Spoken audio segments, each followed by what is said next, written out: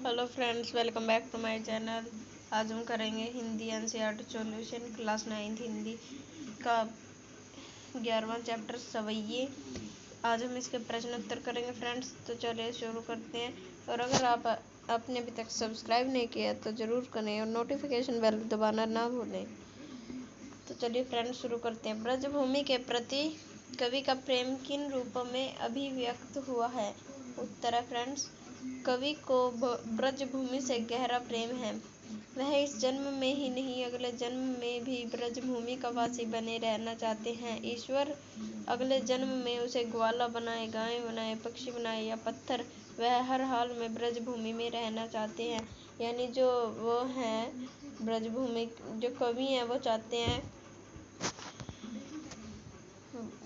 हैं कि चाहे वो ग्वाले बने, गाय बने, पक्षी बने या पत्थर, वह हर हाल में ब्रजभूमि में ही रहना चाहते हैं। वह ब्रजभूमि के वन, बाग, सरोवर और करील कुंजों पर अपना सरस्व न्योछावर करने को भी तैयार है। हमारा दूसरा प्रश्न है फ्रेंड्स, कवि का ब्रज के वन, बाग और तालाब को निहारने के पीछे क्या कारण था? आंसर है, कवि का ब्रज के वन, बाग और तालाब को इसलिए निहारना चाहता है क्योंकि इसके साथ श्री कृष्ण जी की यादें जुड़ी हुई हैं। कभी कृष्ण इन्हीं में विहार किया करते थे, इसलिए कवि उन्हें देखकर धन्य हो जाते हैं, खुश हो जाते हैं। स्टूडेंट, क्वेश्चन 3 है, एक लकुटी और कामरिया पर कवि सब कुछ न्यौछावर करने को तैयार है। उत्तर है, श्री कृष्ण रसखान जी के आराध्य देव हैं। उनके द्वारा डाले गए कंबल और पकड़ी हुई लाठी उनके लिए बहुत मूल्यवान है।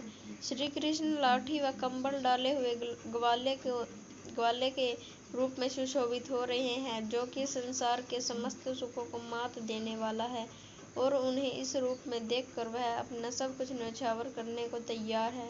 भगवान के द्वारा धारण की गई वस्तुओं का मूल्य भक्त के लिए परम सुखकारी है, यानी बहुत ही आनंदकारी है, बहुत ही अच्छा है। क्वेश्चन 4 है स्टूडेंट, सखी ने गोपी से कृष्ण का कैसा रूप धारण करने का आग्रह किया था?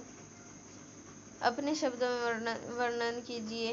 आंसर है, सखी ने गोपी से आग्रह किया था कि वह कृष्ण के समान सर पर मोर पंख का मुकुट धारण कर ले, गले में कुंजों की माला पहने, तन पर पीले वस्त्र पहने, हाथों में लाठी थामे और पशुओं के संग विचरण करे। यानी जो सखियां हैं वो कहती थी गोपी को कि तुम भी श्री कृष्ण जैसी बन जाओ।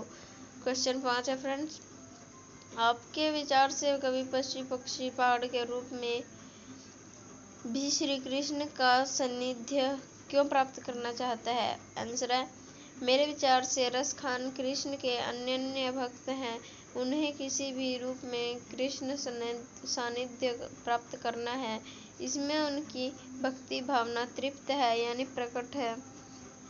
इसलिए वे पशु पक्षी या पहाड़ बनकर भी कृष्ण का संपर्क चाहते हैं। क्वेश्चन 6 है फ्रेंड्स, चौथे सवैये के अनुसार गोपियां अपने बात को क्यों विवश पाती हैं? आंसर है, चौथे सवैये के अनुसार कृष्ण का रूप अत्यंत मोहक है तथा उनकी मुरली की धुन भी बड़ी मादक है। इन दोनों से बचना गोपी के लिए अत्यंत कठिन है। गोपियां कृष्ण की सुंदरता तथा तान पर आसक्त हैं, इसलिए वे कृष्ण के समक्ष विवश हो जाती हैं। यानी फ्रेंड, जो हमारे जो श्री कृष्ण जी थे वो बहुत ही सुंदर थे, बहुत ही अच्छे थे वो। क्वेश्चन 7 है, भाव स्पष्ट करना है फ्रेंड्स हमें। इनका मतलब क्या मतलब है? मैंने आपको पिछली वीडियो में 10th चैप्टर में बताया था कि आपको ये कैसे लिखना है। कोटि एकल धोत के धाम करील के कुंजन ऊपर वारो। इसका आंसर है, भाव यह है कि रसखान जी ब्रज की कांटेदार झाड़ियों व कुंजन पर सोने के महलों का सुख न्यौछावर कर देना चाहते हैं, अर्थात जो सुख ब्रज की प्राकृतिक सौंदर्य को निहारने में है, वह सुख सांसारिक वस्तुओं को निहारने में दूर दूर तक नहीं है।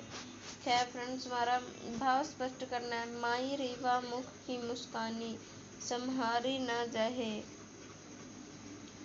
न जहे न जहे।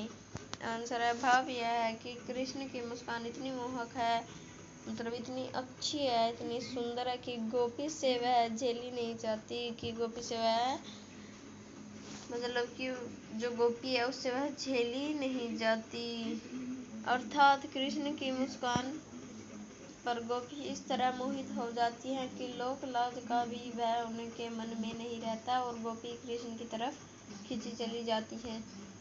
8वां क्वेश्चन है फ्रेंड्स, कालिंदी कुल कदम्ब की डारण में कौन सा अलंकार अलंकार बताना है फ्रेंड्स हमें। तो इसमें है, कालिंदी कुल कदम्ब की डारण में क वर्ण की आवर्ती होने के कारण, यानी जो इसमें क है सारे में, तो वो उसके कारण अनुप्रास अलंकार है। क्वेश्चन 9 है फ्रेंड्स, काव्य सौंदर्य स्पष्ट कीजिए। यम मुरली मुरलीधर की अधर धरी अधरा न धरोंगी। आंसर है, गोपी अपनी सखी के कहने पर कृष्ण के समान वस्त्राभूषण तो धारण कर लेंगी, परंतु कृष्ण की मुरली को अंधरों पर नहीं रखेंगी। उसके अनुसार यह, मतलब कि वो जो है गोपी इसलिए नहीं रख उनकी मुरली या मोरपंख इसलिए नहीं रखती थी क्योंकि